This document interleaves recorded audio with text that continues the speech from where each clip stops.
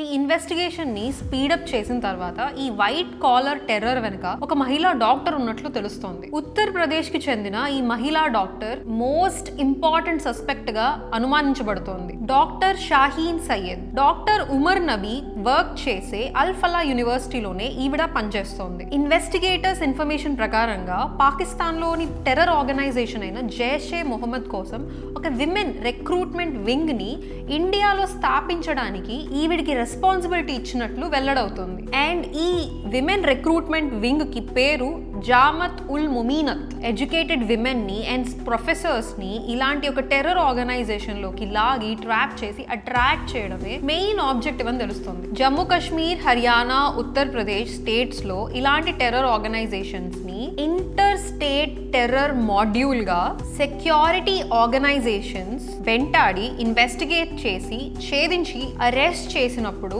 ఆ 8 మందిలో ఈ డాక్టర్ షహీన్ కూడా ఉన్నారు. ఇన్వెస్టిగేటివ్ ఆఫీసర్స్ ఈ రెడ్ ఫోర్ట్ ఏరియాలో జరిగిన కార్ బ్లాస్ట్ కి and as well as inter state module of these doctors ఈ టెర్రర్ గ్రూప్ కి స్ట్రాంగ్ లింక్స్ ఉన్నట్లు విశ్వసిస్తున్నారు.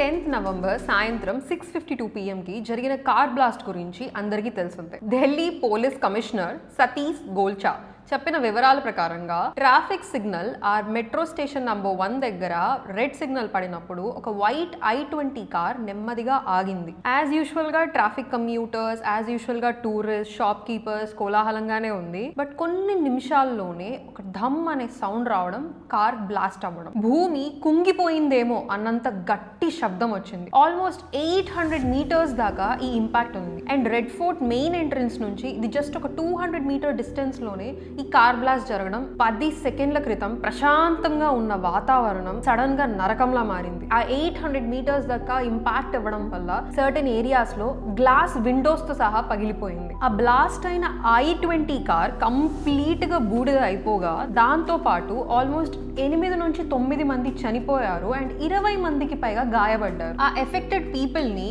లోక్ నాయక్ జయప్రకాష్ నారాయణ్ హాస్పిటల్ కి తరలించగా ఈ ఇన్సిడెంట్ ఒక 6:52 PM కి జరిగితే with in 10 minutes 8 fire brigades and ambulances ఘటనా స్థలానికి చేరి ఇమీడియట్ సర్వీసెస్ ని ప్రొవైడ్ చేయడం జరిగింది. So some kind of terror angle involve అయ్యింది అని చెప్తూ అమిత్ షా గారు మాట్లాడుతూ NIA, NSG, forensic team and Delhi police ని రంగంలోకి దింపి కంప్లీట్ గా దీన్ని ఇన్వెస్టిగేట్ చేయాలని చెప్పారు. ఫోరెన్సిక్ టీమ్ ఏదైతే ఇన్వాల్వ్ అయ్యిందో జస్ట్ నార్మల్ బ్లాస్ట్ కాదు, అక్కడ explosive materials and explosive material traces ద్వారా మేము దీన్ని టెర్రరిస్ట్ అటాక్ అని అనుకుంటున్నాము అని అంటూ UAPA కింద FIR ఫైల్ చేశారు. ఇన్వెస్టిగేటివ్ ఆఫీసర్స్ ఇన్వెస్టిగేషన్ ని కార్ ఎక్కడి నుంచి స్టార్ట్ అయింది అని వందలాది CCTV ఫుటేజెస్ ని గమనించిన తర్వాత HR usually Haryana and Gurgaon ఏరియాకి చెందిన కార్ అని మనకు అర్థమవుతుంది. బదార్పూర్ సరిహద్దుల నుండి ఢిల్లీలోకి ఆల్మోస్ట్ ఒక 3 PM కి స్టార్ట్ అయింది అన్నట్లు అర్థమవుతుంది. అండ్ 3 PM కి స్టార్ట్ అయిన తర్వాత సున్హేరీ మస్జిద్ పార్కింగ్ ఏరియాలో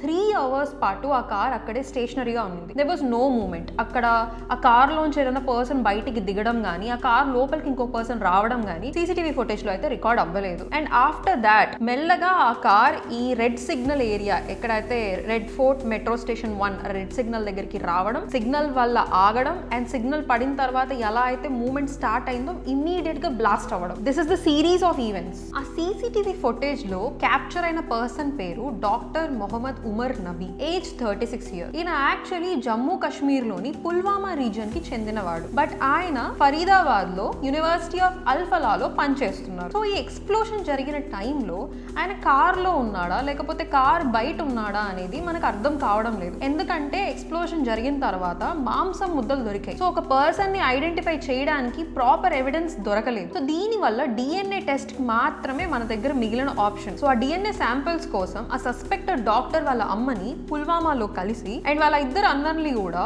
అదుపులోకి తీసుకోవడం జరిగింది. కాకపోతే ఇంకొక నెరేటివ్ ఏంటంటే పోలీసులు ఏమంటున్నారంటే ఆ కార్ లో పేలుడు జరిగినప్పుడు 3 మనుషులు ఉన్నారని చెప్పి అండ్ ఆ 3 మనుషులకి జరిగిన గాయాలు చాలా అన్యూజువల్ గా ఉన్నాయని చెప్పి. యూజువల్లీ IEDs ఎప్పుడైతే పేలుతాయో అప్పుడు pellets, splinters, some kind of puncture in the bodies observe. But ఈ ఇన్సిడెంట్ లో అలాంటి అన్యూజువల్ ఫిజికల్ ఇంజురీస్ లేవు. ఇంకొక నెరేటివ్ ఏంటంటే జస్ట్ కొన్ని గంటల ముందు ఒక మెగా ఆపరేషన్ జరిగింది అండ్ అందులో ఫరీదాబాద్ లో almost 2900 kilograms of ammonium nitrate దొరికింది. వాళ్ళు రెంటల్ ఉంటున్న రెసిడెన్స్ ఏరియాలో ఆ అమోనియం నైట్రేట్ ని పెట్టినట్లు అండ్ వేరియస్ AK-47 గన్స్ కావచ్చు, గ్యాడ్జెట్స్ కావచ్చు, రిమోట్ కంట్రోల్ గ్యాడ్జెట్స్ కావచ్చు and some kind of advance technology gadgets ఇవన్నీ దొరికినట్లు మనకు అర్థమవుతుంది. అండ్ ఈ ఆపరేషన్ లో డీటెయిల్డ్ గా మోస్ట్ ఇంపార్టెంట్ థింగ్ ఏంటంటే ఇన్వాల్వ్ అయిన persons are educated doctors, students. So ఈ విషయాలు యాక్చువల్లీ ఒక రాడికలైజ్డ్ టెర్రర్ ని సూచిస్తున్నాయి. ఆ ఫరీదాబాద్ ఇన్సిడెంట్ లో ముజమిల్ అరెస్ట్ అయ్యారు. అరెస్ట్ అవ్వడం వల్ల కొంచెం పానిక్ అయ్యి ఆ Mohammad Umar some kind of blast or ఇష్యూని క్రియేట్ చేయడానికి ఒక పానిక్ మోడ్ లో ఇలాంటి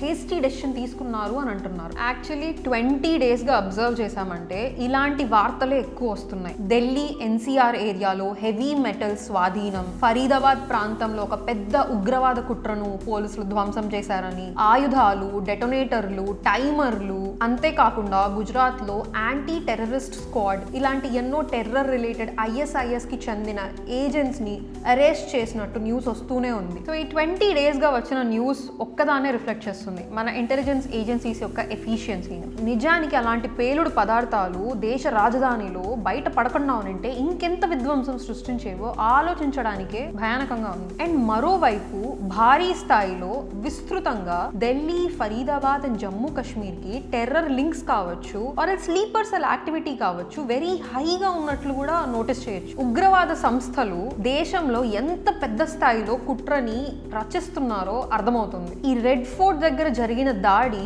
వాళ్ళ అటాక్స్ లో భాగంగా ఒక చిన్న ఇన్సిడెంట్ చిన్న ఈవెంట్ మాత్రమే అయి ఉండొచ్చు. ఇన్వెస్టిగేటివ్ ఆఫీసర్స్ దీన్ని ఫిదాయిన్ స్టైల్ ఆఫ్ మిషన్ అని అంటున్నారు. అంటే బేసిక్లీ సూసైడ్ మిషన్ అని చెప్పి. ఎందుకంటే ఈ పేలుడికి జస్ట్ కొద్ది రోజుల ముందే లష్కరే తైబా నుంచి ఒక వీడియో రిలీజ్ అయింది. ఆ వీడియోలో లష్కరే తైబా లీడర్ అయిన సైఫుల్లా సైఫ్ మాట్లాడుతూ హఫీజ్ సయ్యద్ ఊరికే కూర్చోలేదని, లష్కరే తైబా భారతదేశంలో బంగ్లాదేశ్ ద్వారా దాడికి సిద్ధమవుతోందని తెలిపారు. సో ఆ వీడియో టైమింగ్ అండ్ ఆ బాంబ్ బ్లాస్ట్ వల్ల సెక్యూరిటీ ఆర్గనైజేషన్స్ కి చాలా అనుమానాల్ని పెంచుతోంది. ఈ లష్కరే తైబా ఆర్గనైజేషన్ ని హఫీజ్ సయ్యద్ 1980లో పాకిస్తాన్ లో సృష్టించారు. ఇండియా ఈ లష్కరే తోయిబాని 2002లో బ్యాన్ చేసింది. అండ్ 2008లో జరిగిన టెర్రర్ అటాక్స్ కి రీజన్ అండ్ బాధ్యత పూర్తిగా ఈ సయ్యద్ హఫీజే తీసుకుంటున్నట్లు ఒక వీడియో రూపంలో తెలుపున్నాడు. ఈ ఇయర్ మార్చ్ లో కశ్మీర్ లో టెర్రర్ అటాక్ లో 26 members చనిపోయారు. Our answer to the terror organisations was very loud and clear in the form of operation Sindoor. And అప్పుడు మోదీ గారు ఏమన్నారంటే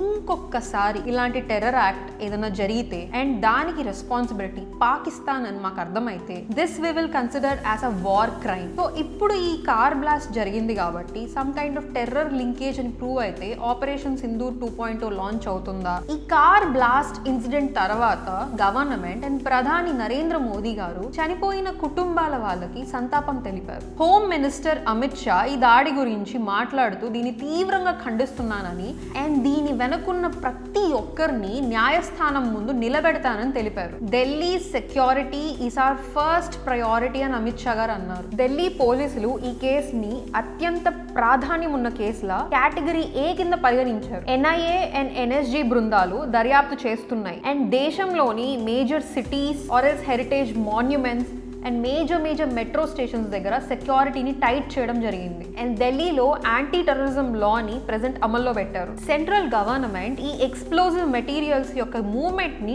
ట్రాక్ చేయడానికి మల్టీ ఏజెన్సీ కోఆర్డినేషన్ గ్రూప్ ని ఏర్పాటు చేసింది. ప్రస్తుతానికి investigative officers and agency CCTV footages ద్వారా, మొబైల్ టవర్ డేటా ద్వారా అండ్ యాజ్ వెల్ యాజ్ ఆ కార్ ఓనర్షిప్ హిస్టరీ ద్వారా ఆధారాలని సేకరిస్తున్నారు. ఈ ఇన్సిడెంట్ ద్వారా టెర్రరిజం ఏ లెవెల్లో ఎవాల్వ్ అయ్యిందనేది మనకు అర్థమవుతుంది. White collar terror module or urban cells అంటే ముందులా అన్ఎడ్యుకేటెడ్ వాళ్ళని దీంట్లో ఇన్వాల్వ్ చేయడం కాకుండా ఆల్రెడీ బాగా ఎడ్యుకేటెడ్ అయిన డాక్టర్స్ కావచ్చు, స్టూడెంట్స్ కావచ్చు ఆర్ PhD స్కాలర్స్ కావచ్చు, ఇలాంటి యొక్క ఆపరేషన్స్ లో ఇన్వాల్వ్ చేయడం వల్ల సచ్ దట్ వాళ్ళ మీద ఎక్కువ క్రెడిబిలిటీ అండ్ లో సస్పిషన్ రేషియో ఉండడంతో వాళ్ళని ఎంప్లాయ్ చేయడం జరుగుతోందని అర్థమవుతుంది. అండ్ వాళ్ళ ప్రొఫెషనల్ లెవెల్లో ఉండే ఆ నాలెడ్జ్ ని ఉపయోగించి ఫండ్స్, లాజిస్టిక్స్, నెట్వర్క్స్, కెమికల్స్ ఇవన్నిటిని యూజ్ చేసి ఒక పెద్ద మొత్తంలో ఆ కెమికల్స్ ని ట్రాన్స్ఫర్ చేయడం కావచ్చు, ఢిల్లీ, ఫరీదాబాద్ అండ్ జమ్మూ కాశ్మీర్ కారిడార్ ని యూటిలైజ్ చేస్తున్నారని అండ్ ఈ ఆన్లైన్ పేమెంట్స్ ద్వారా వాళ్ళ మూమెంట్ ని సరిగ్గా అర్థం చేసుకోలేకపోతున్నాం అని కూడా అర్థమవుతుంది. ఈ పేలుడులో ఉపయోగించిన కార్ ని కూడా మభ్య పెట్టడానికి కావాలని మల్టిపుల్ టైమ్స్ రిజిస్ట్రేషన్ జరగడం అనేది కూడా మనం ఇక్కడ గమనించాలి. ఆ కార్ ఒరిజినల్ ఓనర్ సల్మాన్ అని, తర్వాత తను రాయల్ కార్ జోన్ ఫరీదాబాద్ లో ఒక డీలర్ కి అమ్మేశాడు. ఆ డీలర్ నుంచి తారీఖ్ అనే వ్యక్తి కొన్నారని చెప్పి, ఆ తారీఖ్ నుంచి జమ్మూ కాశ్మీర్ కి చెందిన పుల్వామాకి చెందిన ఆ డాక్టర్ ఉమర్ నబీ కొన్నారని తెలుస్తుంది. సో ఇదంతా మభ్య పెట్టడానికి చేశారని, ఈ యూజ్డ్ కార్ వెరిఫికేషన్ ప్రాసెస్ లో ఉండే లూప్ హోల్స్ వల్ల టెర్రరిస్టులు వాళ్ళ అవసరాలకి ఆ కార్ ని ఉపయోగించి ఇలాంటి బ్లాస్ట్ ని ప్లాన్ చేస్తున్నారని కూడా అర్థమవుతుంది. Major monuments and major metro stations దగ్గర ఇలాంటి కార్స్ ఆర్ ఎల్స్ 2-వీలర్స్ ప్యాసేజెస్ ని ప్రాపర్ గా స్క్రీన్ కూడా చేయడం లేదని ఒక లూప్ హోల్ బయటకు వస్తుంది. సో ఒకప్పుడు అన్ఎడ్యుకేటెడ్ నక్సల్స్ నుంచి ఇప్పుడు ఈ ఎమర్జ్ అయిన అర్బన్ నక్సల్స్ వాళ్ళ నాలెడ్జ్ ని, వాళ్ళకున్న నెట్వర్క్స్ ని ఈ ఆన్లైన్ పేమెంట్స్ ద్వారా, ఫండ్స్ ద్వారా, వేరియస్ లాజిస్టిక్స్ ద్వారా ఆ కంప్లీట్ డేటాని యూటిలైజ్ చేసి అండ్ ఉన్న మేజర్ లూప్ హోల్స్ ని వాళ్ళకు అనుగుణంగా వాడి ఇంత పెద్ద బ్లాస్ట్ ని అండ్ సొసైటీలో ఇంత పెద్ద నెగిటివ్ ఇంపాక్ట్ ని క్రియేట్ చేయగలుగుతున్నారంటే ఆ లూప్ హోల్స్ ని ఇమ్మీడియట్ గా మనం క్లోజ్ చేయాలి. ఈ పేలుడు పద్ధతి ప్రీ ప్లాన్డ్ యాక్టివిటీ అని అంటున్నారు. జైషే మొహమ్మద్ అండ్ అన్సర్ గజ్వతుల్ హింద్ ఈ రెండు ఆర్గనైజేషన్స్ ఇన్వాల్వ్ అయ్యాయా అని క్లుప్తంగా పరిశీలిస్తున్నారు. చదువుకున్న మహిళా డాక్టర్లను జైషే మొహమ్మద్ రిక్రూట్ చేసుకునే బాధ్యత కోసం ముఖ్య అధికారిగా ఈ డాక్టర్ షహీన్ ని నియమించిందని, ఈ టెర్రర్ మాడ్యూలే ఈ ఢిల్లీ బాంబ్ బ్లాస్ట్ లో లింక్ అయ్యిందని అధికారులు భావిస్తున్నారు. ఈ ఇన్సిడెంట్ గురించి మీ అభిప్రాయాలు ఏంటో కమెంట్ సెక్షన్ లో తెలియజేస్తూ హరికథ టైమ్స్ కి సబ్స్క్రైబ్ చేయండి.